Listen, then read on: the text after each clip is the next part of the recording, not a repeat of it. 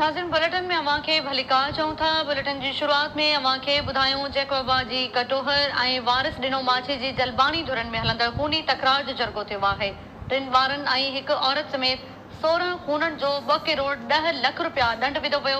नओं डेरो rest house में अॻूणे सूबाई वज़ीर मीर मंसूर पहमद जे सरपंच में इहो जरगो थियो आहे। कटोहर धुर जे 8 खूननि जो 1 करोड़ 20 लख रुपया दंड लॻायो वियो।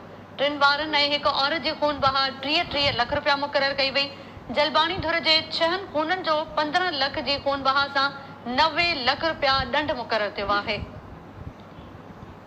इन जा वधीक तफ़सील मालूम कयूं था टाइम न्यूज़ रिपोर्टर नूर मोहम्मद सुमरो खान। जी नूर मोहम्मद, कहिड़ा तफ़सील आहिनि?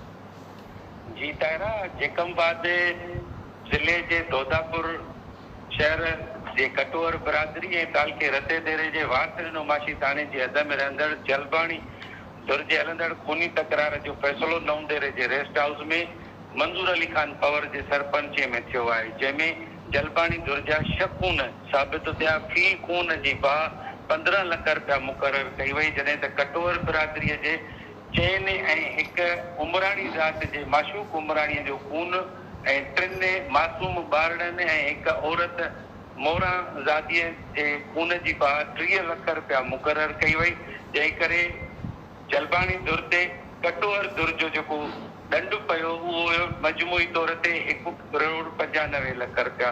जॾहिं त राह वेंदड़ हिकु सैयद क़तल थी वियो हुयो, उनजी बि खून बाह 30 लख रुपया मुक़रर कई वई, जंहिंमें सरपंच फ़ैसिलो कयो त सैयद जे खून जो कंहिं ते बि साबिती नथी थिए। इन जे करे ॿिन्ही धुरनि ते 15 लख रुपया दंड मुक़रर कयो वियो।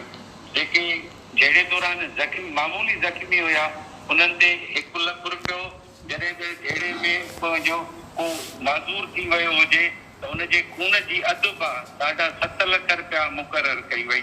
धुरनि जी अगराई कंदड़नि ते 25 लख रुपया दंड विधो वियो, जॾहिं त इन खां अॻु नओं डेरो रेस्ट हाउस में ॿिन्ही धुरनि खे अलॻि अलॻि विहारे वियो हुयो।